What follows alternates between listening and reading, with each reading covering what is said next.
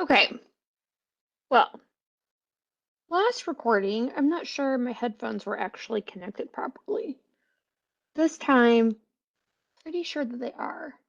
I think the audio still recorded last time, but it probably recorded with my not my camera, my laptop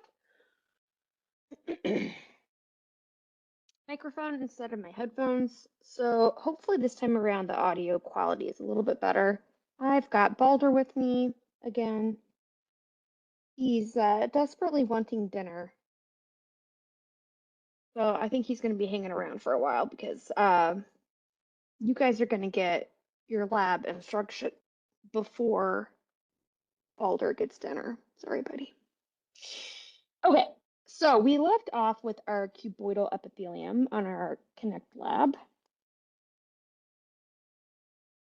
Let's move on to page 5 and learn about columnar epithelium. So we're going to come down here to the simple columnar epithelium activity, and it says go back to your APR tool in McGraw-Hill. Go to Module 3, Tissues.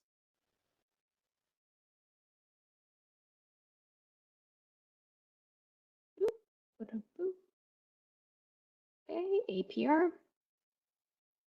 You're going to select number 3, Tissues. Make sure you've got the microscope selected.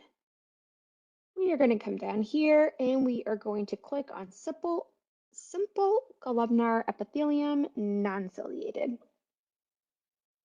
Okay, and then your instruction in your, there we go. Your instruction in your Connect lab is to examine the different structures of the jejunum, which is a part of the small intestine. And this is where you're going to find your simple columnar epithelium we're looking at today.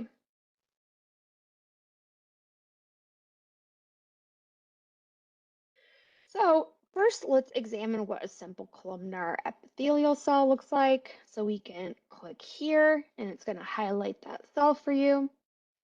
We are also going to be looking at goblet cells. Goblet cells are connected to these kind of large, white, round, vacuous areas.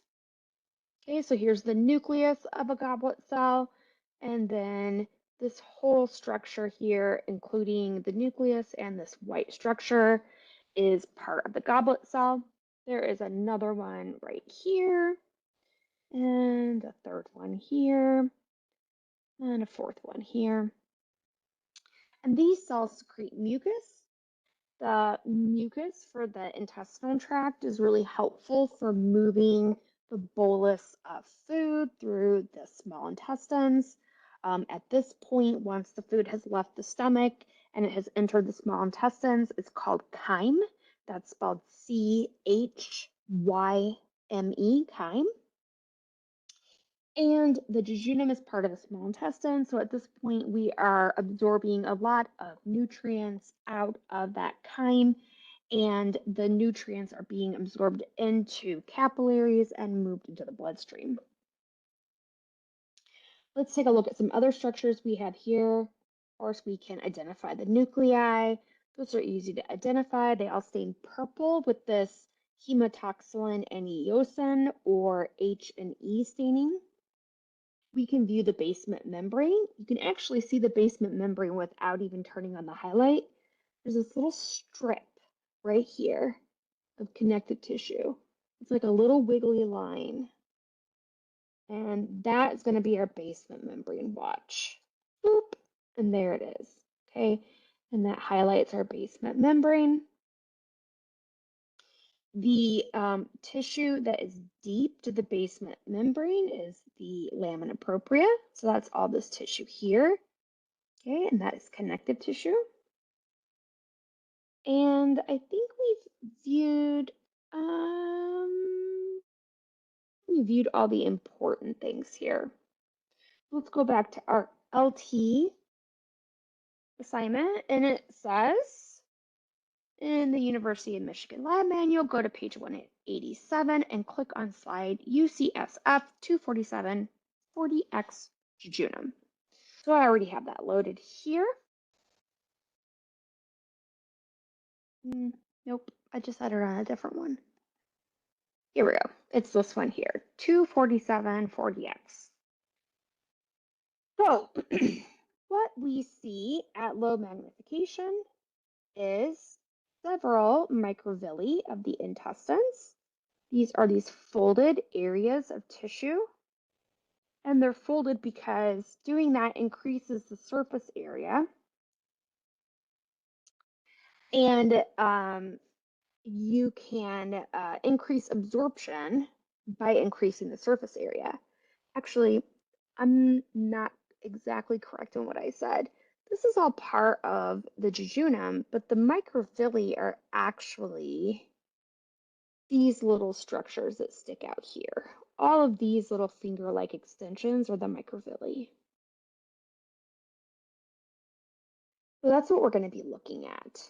So I am going to just kind of drag my blue cursor here so that it's at the end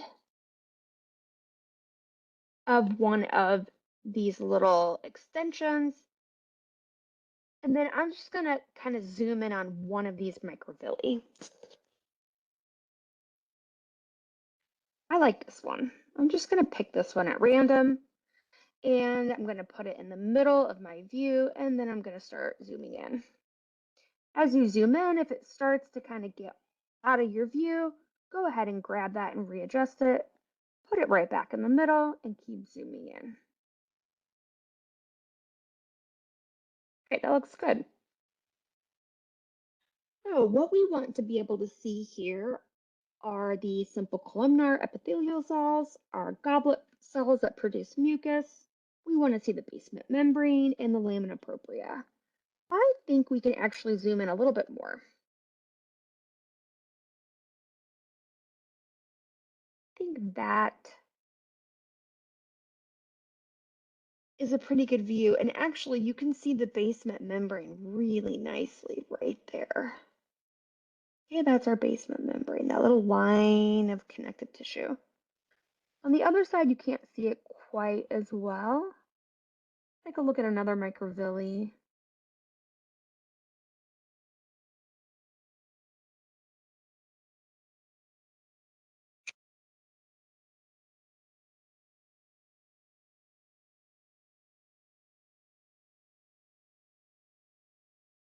I think I got, oh, here you can kind of see it. This kind of little line right here, that's the basement membrane.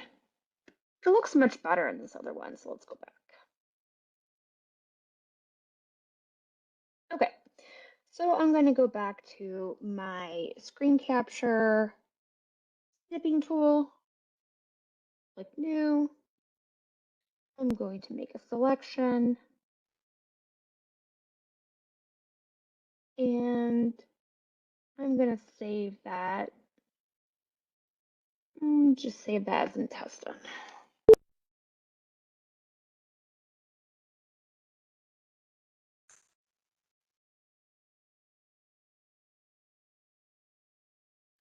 Okay, and come back here to my LT activity, scroll down, just upload your picture of intestine. And choose my image, load my intestine, and click on annotate.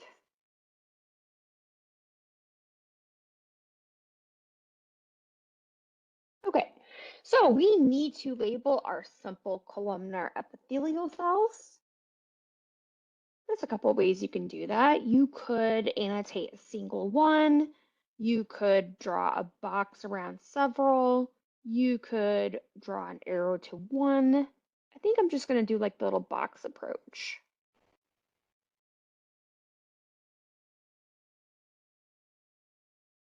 And Moo is back.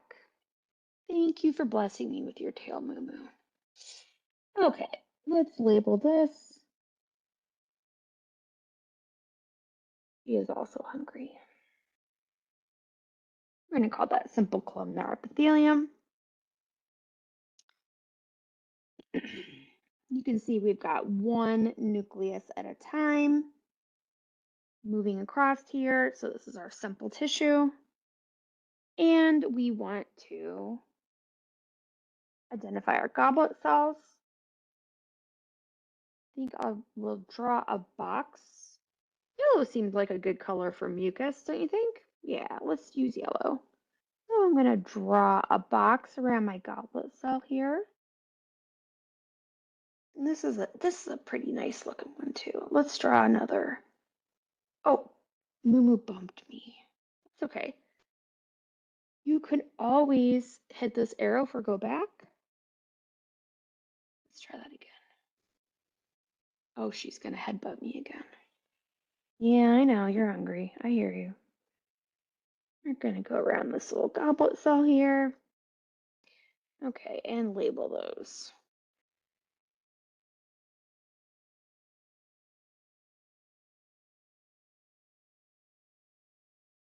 Okay. Next, we want to draw a line to indicate where the basement membrane would be, and that's if you can't, see your basement membrane. I can actually see the basement membrane really, really nicely. So I'm not going to draw a line where I imagine it would be deep to this epithelial tissue. I'm just going to box it in here. Well, let me try that again.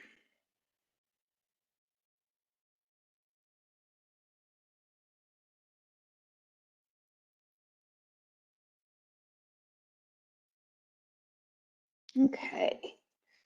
We'll label that the basement membrane.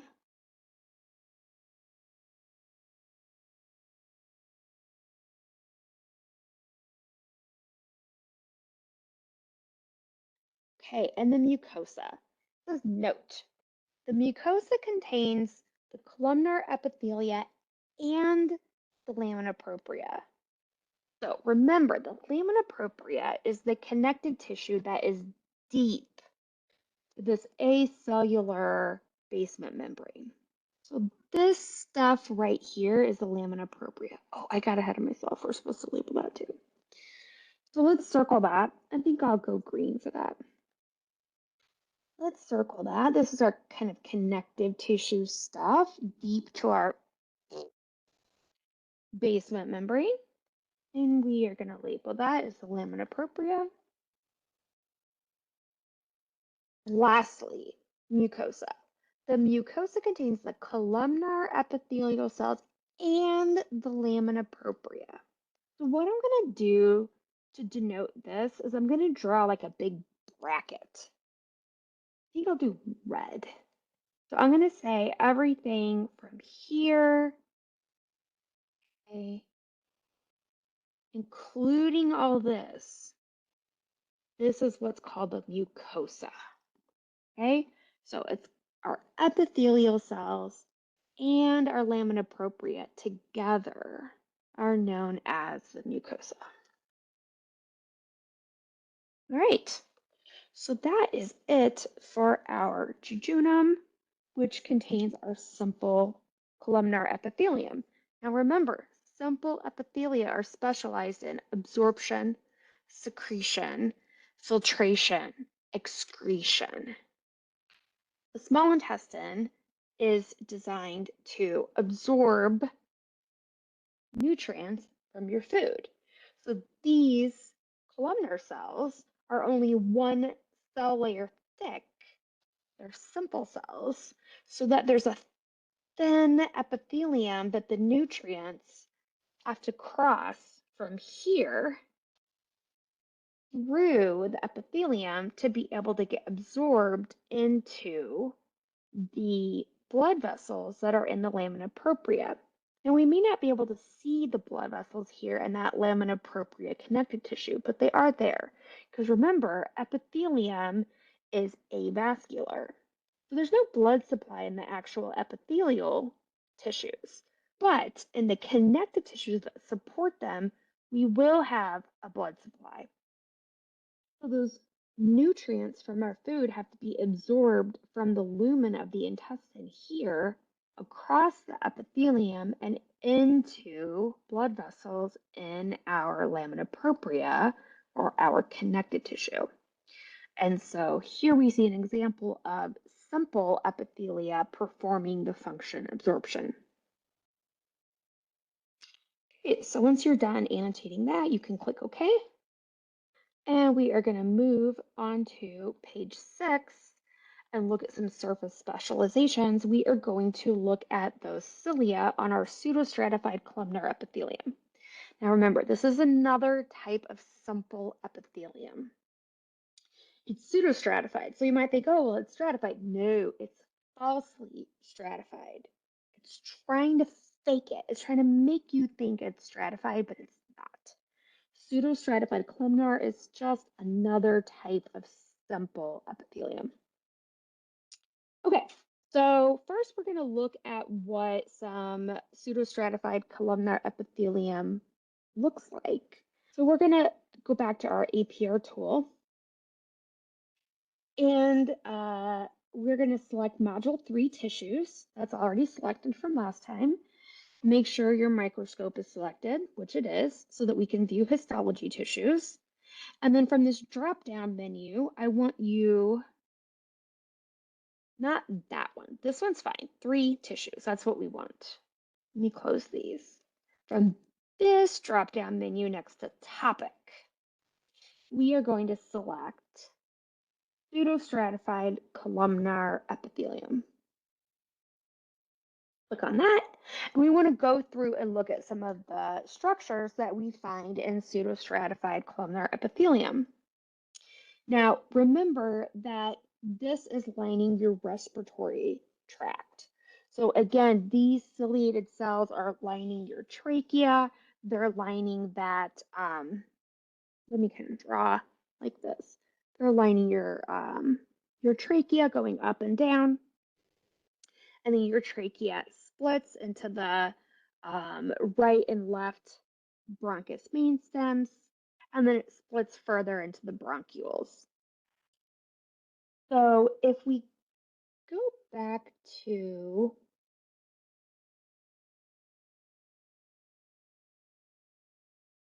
trying to remember if it was in, no, it was in the manual.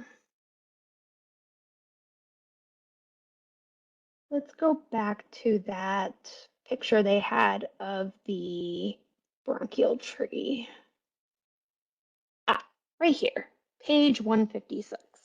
Go back to page 156 and the Michigan Histology Lab Manual. And here we see our bronchial tree. Here we see our trachea, our right and left bronchus main stem. Here's our primary bronchiole, and then it branches into the secondary bronchioles, and then they branch into the tertiary bronchioles. And we can see our ciliated cells go down all the way to the tertiary bronchioles. Okay, so here's our trachea, here's our bronchus main stem, here's our first primary bronchiole, and then it branches again into the secondary bronchioles, and then they branch again into the tertiary bronchiole. And those ciliated cells go all the way down to the end of the tertiary bronchioles. So we could look at our respiratory tree at any point up to our alveoli and find ciliated cells.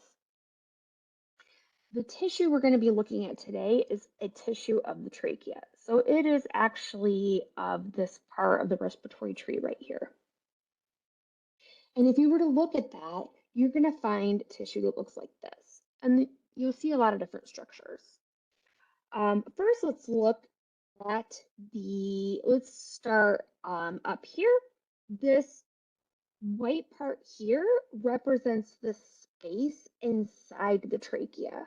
Anytime we have space inside a tube, whether it's a blood vessel, a lymphatic vessel, the intestine, your trachea, your esophagus, doesn't matter. Space inside a tube is always known as the lumen, L-U-M-E-N, lumen. So the space inside this tube where your air is passing from your mouth down into your lungs, that space is shown here. And then the cells that line the the lumen that are next to the lumen, the next structures you're going to see is the cilia. Because remember, the cilia are helping you to sweep junk out of your lungs and up through the lumen of the trachea so you can cough it out and get rid of it. So these are our cilia. Let's highlight those.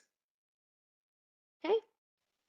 And then we have our pseudostratified columnar epithelium.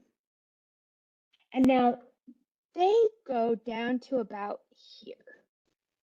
This round layer of cells that look like cuboidal cells down here, this is actually a completely different cell type. So our pseudostratified columnar epithelium go from here down to about here. So let's highlight those and turn those on. Okay, here's one.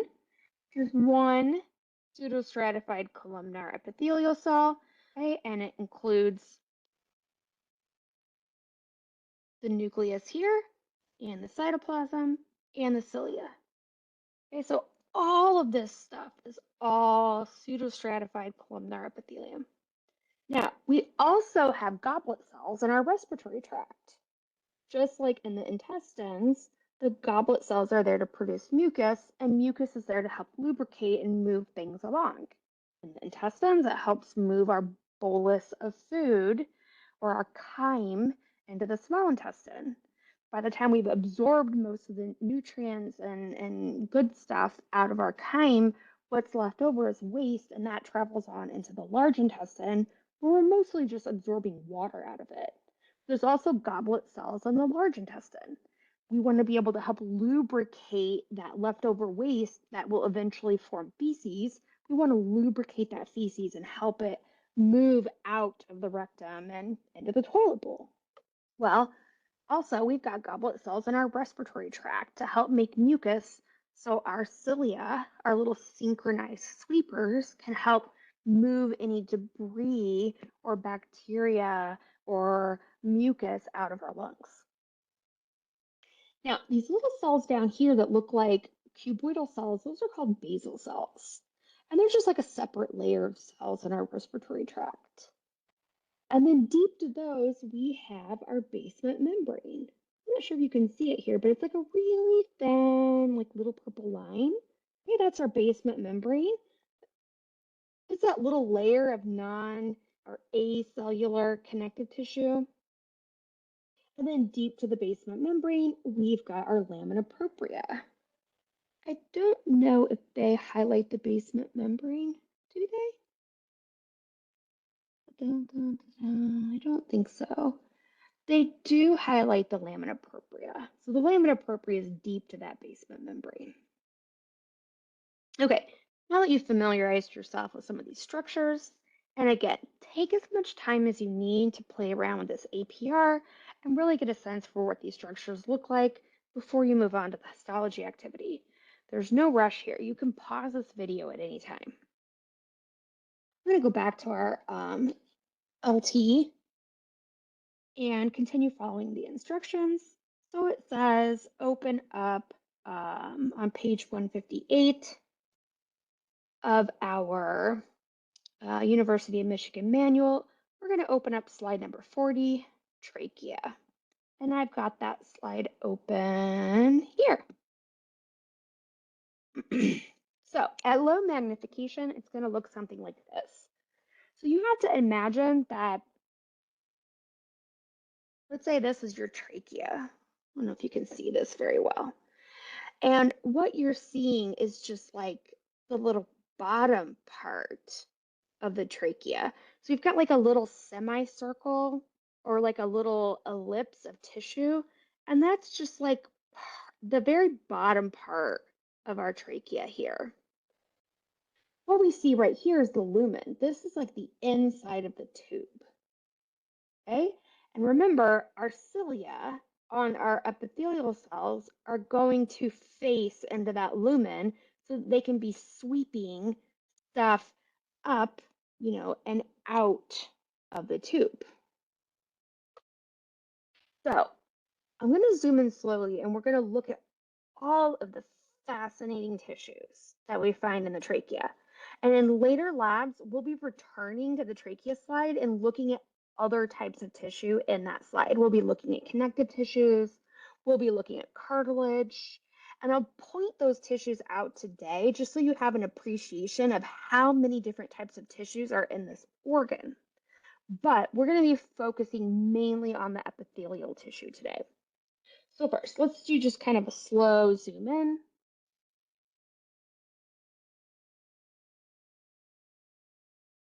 I think I'm just going to go a couple more. Okay. Now, what this is right here is what I would call an artifact. An artifact is kind of like an oops. When they slice tissue, sometimes like thin little pieces of tissue break off and they just kind of get in the way. So this, if you see this in your view, you can just kind of ignore it.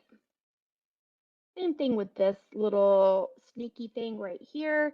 It's just some tissue that probably got stuck to their blade when they were cutting, and it's just a little bit of extra tissue from somewhere, I don't know where, and it's an artifact. But your actual trachea is going to start right here. You can zoom in just a little bit more. We can start to see those little cilia.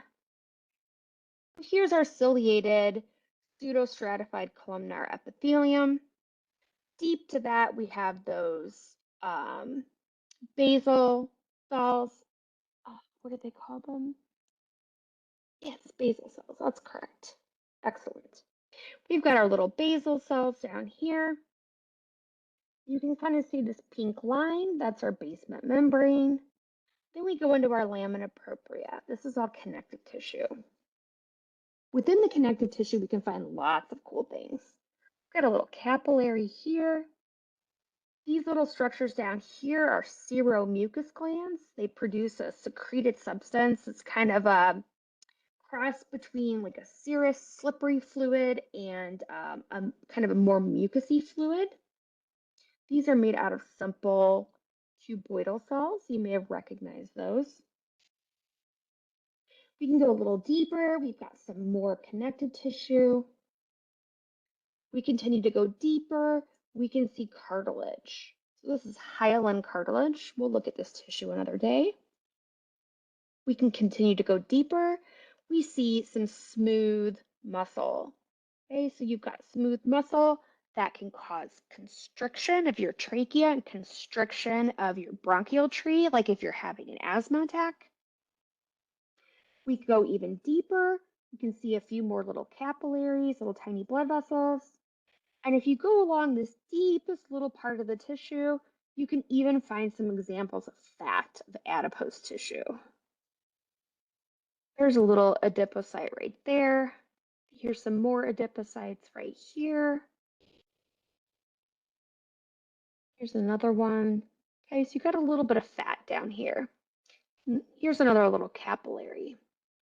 All right, so you can see our squares all the way down here deep at the underside of this tissue. We want to be up here at the apical base. Okay? Up here. So we're going to start up here. Now, let's go to our instructions for LT. In LT, we want to be able to see the lumen, so the interior portion of the trachea. That's this white portion here, ignoring the artifact. We want to be able to see the cilia. We want to see the pseudostratified columnar cells, our basal cells, which are deep to our pseudostratified columnar cells. We want to be able to see our lamina propria. And here's a large blood vessel. Here's some tiny ones. And then some simple squamous epithelium in the lining of the blood vessel. Remember when we have epithelial cells in the lining of something, we call them endothelial cells. So this is the portion of the tissue that we're really going to focus on right here. So this part I'm going to put in the middle, and I'm going to click to magnify this a little bit more. That is perfect. Here we can see our blood cell. This blood vessel is beautiful. We've got a whole bunch of little red blood cells here. No nuclei. Remember, red blood cells, they kick their nucleus out. We've got a white blood cell here that does have a nucleus.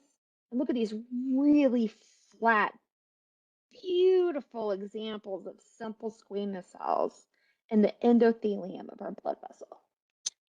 Gorgeous. All right, so we are going to go to our screen capture tool and take a picture of that.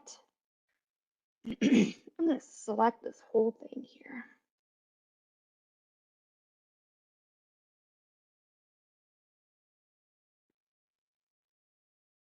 I'm going to save this. I'm going to call it trachea. Come back to your LT assignment and you are going to upload that. Okay, once it's uploaded, you can start annotating.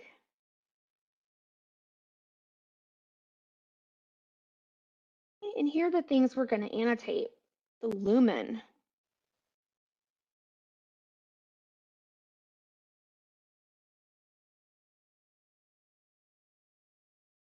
Okay, here's our lumen. And we want to label the cilia.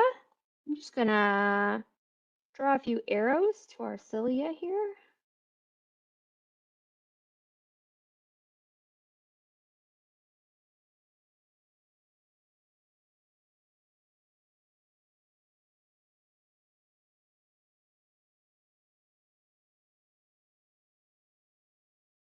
Okay, and now our pseudostratified columnar cells.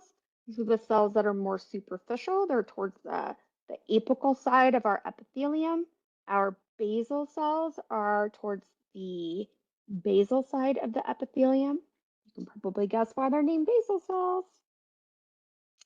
Okay, so we are going to grab our little annotation tool. I think I'll do yellow. And I'm just going to, oh, I screwed up. Oh, no, I didn't. We don't need to find goblet cells here. There are goblet cells. We could find goblet cells, but I don't think I actually asked for them here.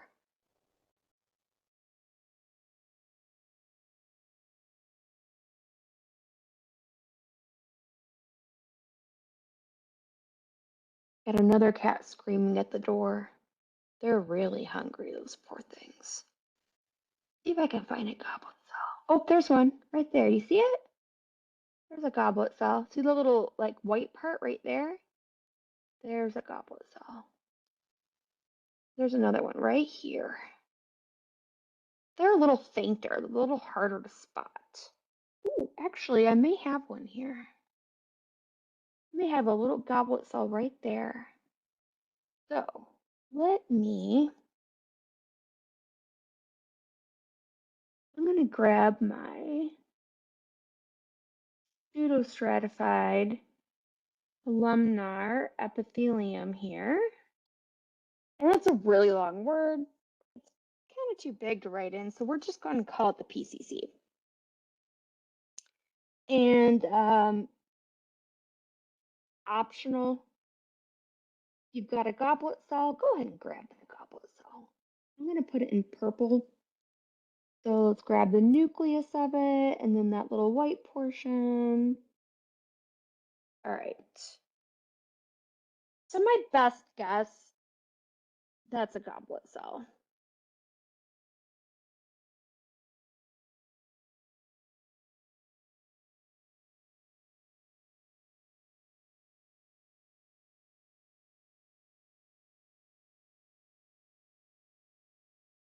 Okay, remember that's optional. There's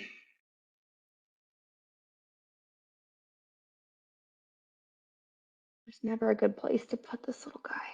All right, we need to label our basal cells. Those are on the basal portion of our epithelium. Let's do that in blue. Okay, here's our basal cells.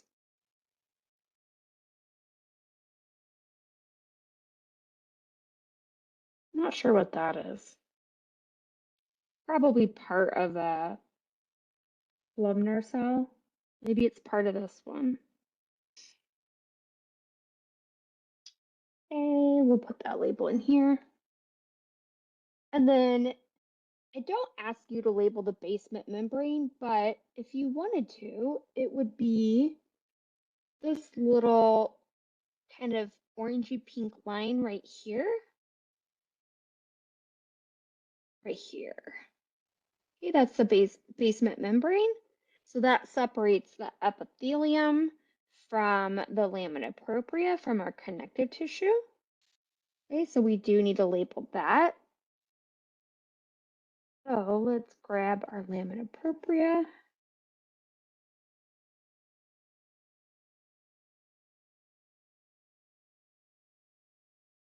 Okay, that's all lamina propria. And then we've got our blood vessel here.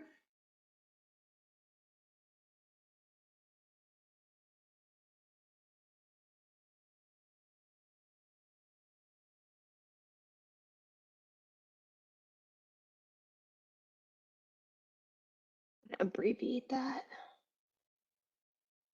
And then lastly, we're going to identify a simple squamous epithelial cell in the endothelium of the blood vessel. What colors do we have left? Red. Let's use red. Okay, so there is our simple squamous epithelial cell. Okay, and those are all of our histology activities for this week. I hope you found the University of Michigan virtual microscope fun. I certainly think it's fun, especially for teaching histology online. It's a pretty cool substitute, but it's not a complete substitute. It's a really, really good skill to learn how to use a microscope and to be able to handle slides and do histology with them. It's actually a transferable, employable, wage earning skill. So work hard these next couple of weeks as we're doing these histology activities because this is something you can actually put on your resume or your CV that you have experience doing. You could actually get a job working in a histology lab after you graduate if you're interested in doing so. In future labs, hopefully we will be able to meet in person and we'll actually be able to work with the slides and the microscopes, and we won't be using the University of Michigan microscope as long as we don't have any more snow days. I do have that already linked in the modules. So if that's something you're interested in playing around with, it's already been linked in the helpful stuff module under the third page right here. And they also have a little guide that they offer. You can almost think of it as like a study manual or like a study book. It's pretty cool too. So I would definitely take a look at that when you're studying these labs and going through the learning objectives and trying to master all the learning objectives. Take a look at this as a really great resource to help you learn. And thanks for joining me on this snow day virtual histology lab. I hope to see you guys in person next Monday. All right, bye for now.